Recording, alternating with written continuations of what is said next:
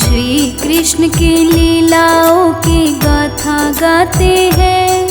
हम श्री कृष्ण की लीलाओं की गाथा गाते हैं। कैसे कंस का वध किया ओ तुम्हें सुनाते हैं, हम तुम्हें सुनाते हैं। हम श्री कृष्ण की लीलाओं की गाथा गाते हैं।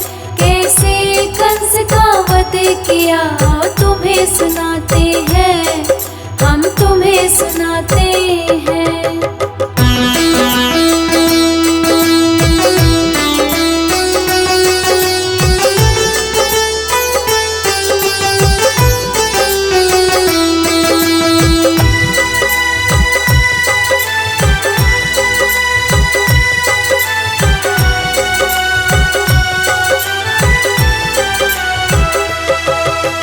कृष्ण कन्हैया के जन्म लेने का कारण था धरती पर धर्म को पुनः स्थापित करना था। कंस नाम का राजा बहुत निर्दयी हो चुका था। प्रजा के लिए वो अत्याचारी हो चुका था। कृष्ण जी की लीलाओं की गाथा गाते हैं। हम कृष्ण जी की लीलाओं की गाथा गाते हैं। हम कृष्ण जी की महिमा की कथा सुनाते हैं, हम कथा सुनाते हैं।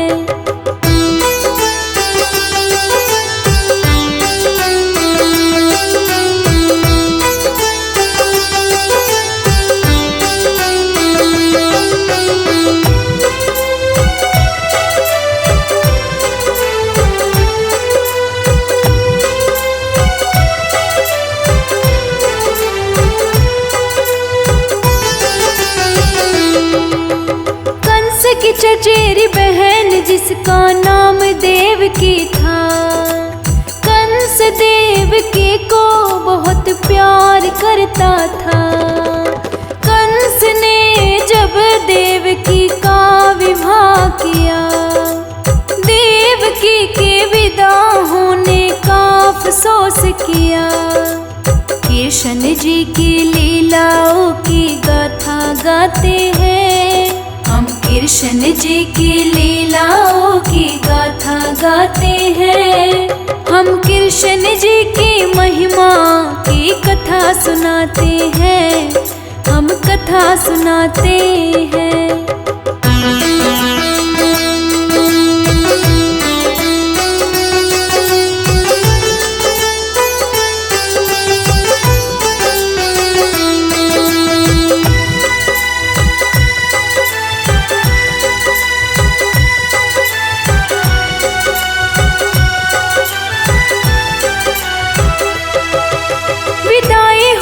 जब देवकी की भविष्यवाणी हुई, दंग रह गया कंस जब उसने वो सुनी। बताया कि जिस बहना को वो प्रेम करता है, जिसके ऊपर वो जी जान से मरता है। कृष्ण जी की लीलाओं की गाथा गाते हैं। हम कृष्ण जी की लीलाओं की गाथा गाते हैं। हम कृष्ण जी की महिमा की कथा सुनाते हैं, हम कथा सुनाते हैं।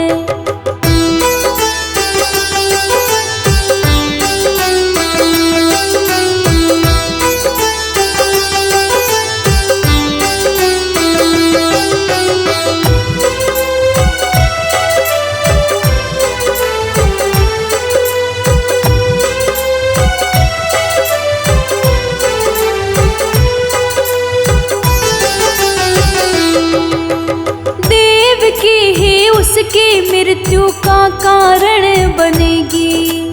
उसी की 8वीं संतान उसका वध करेगी। इतना सुनकर कंस ने पहरेदार बुला लिए और देवकी वासुदेव कारागार में बंद किए। कृष्ण जी की लीलाओं की गाते हैं। हम कृष्ण जी की लीलाओं की गाथा गाते हैं। हम कृष्ण जी की महिमा की कथा सुनाते हैं। हम कथा सुनाते हैं।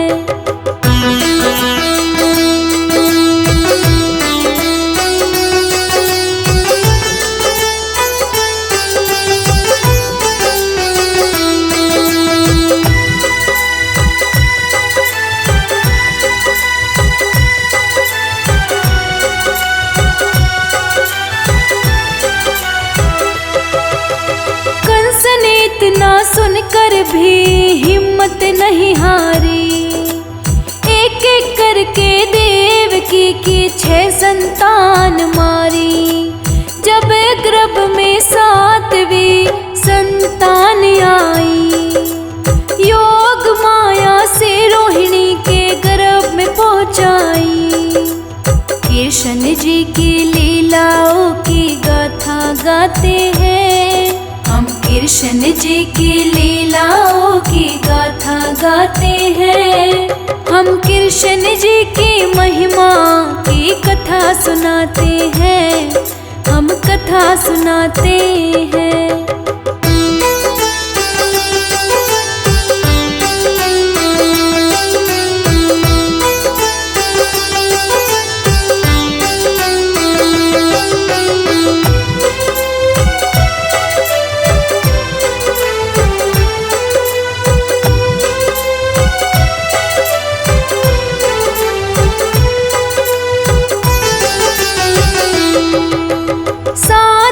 संतान उनकी वो बलराम था। इसी तरह वो बलराम मृत्यु से बच गया। फिर रात अंधेरे अष्टमी को चमत्कार हो गया। कारागार में उजाला हो गया। कृष्ण जी की लीलाओं की गाथा गाते हैं। हम कृष्ण जी की लीलाओं की गाथा गाते हैं। हम कृष्ण जी की महिमा की कथा सुनाते हैं। हम कथा सुनाते हैं।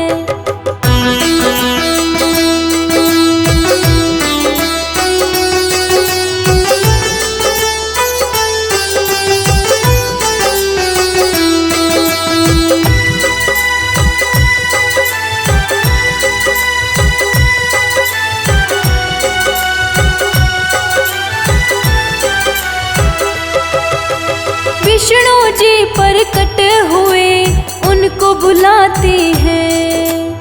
8वीं संतान के बारे में उन्हें समझाते हैं। विष्णु जी ने एक बालक का रूप धारण किया और बालक को गोकुल छोड़ने का निर्देश दिया। कृष्ण जी की लीलाओं की गाथा गाते हैं। हम कृष्ण जी की लीलाओं की गाथा गाते हैं। हम कृष्ण जी की महिमा की कथा सुनाते हैं। हम कथा सुनाते हैं।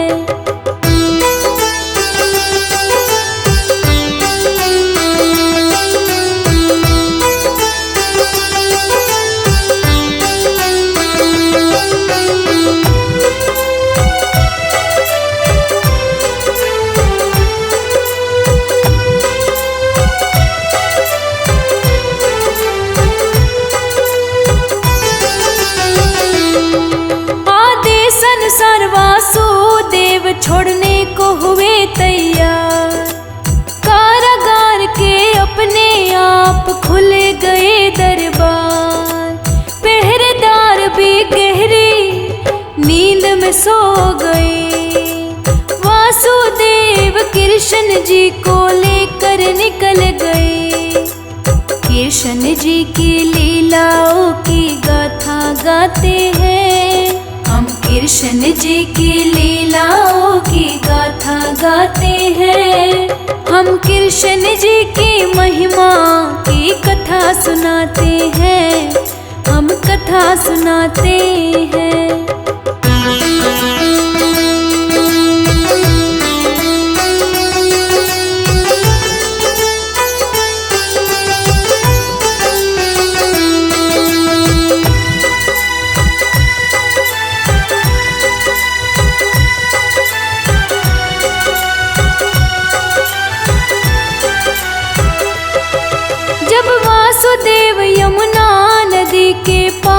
जा पहुँचे। तेज बारिश उफनती नदी रास्ता उनका रोके। शेषनाग अपने फनों से रक्षा करते हैं। फिर वासुदेव गोकुल नगरी जा पहुँचते हैं। कृष्ण जी की लीलाओं की गाथा गाते हैं। हम कृष्ण जी की लीलाओं की गाथा गाते हैं।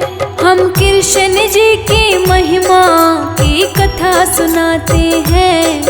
हम कथा सुनाते हैं।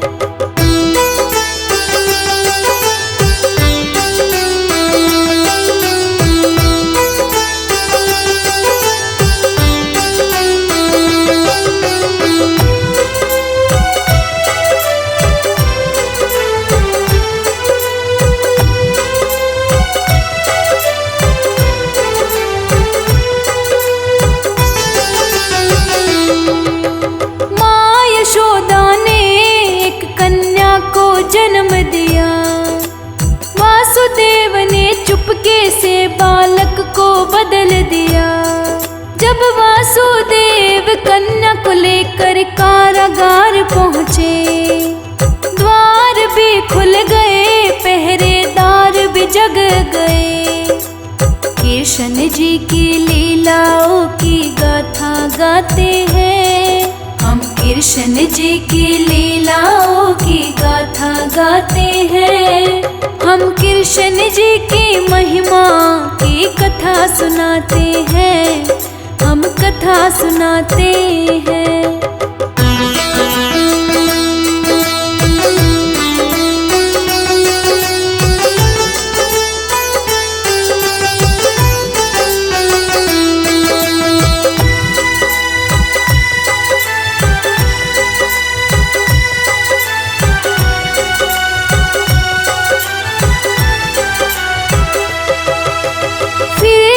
ने कन्या को वासुदेव से छीन लिया। उठाकर कन्या को जमीन पर पटक दिया। पर कन्या हाथों से निकल आकाश में जा पहुँची। तेरा काल गोकुल पहुँच चुका, कंस को बोली। कंस को उसके किए का परिणाम मिला। आखिर में कन्हैया ने कंस का वध किया। कृष्ण जी की लीलाओं की गाथा गाते हैं। हम कृष्ण जी की लीलाओं की गाथा गाते हैं। हम कृष्ण जी की महिमा की कथा सुनाते हैं। हम कथा सुनाते हैं।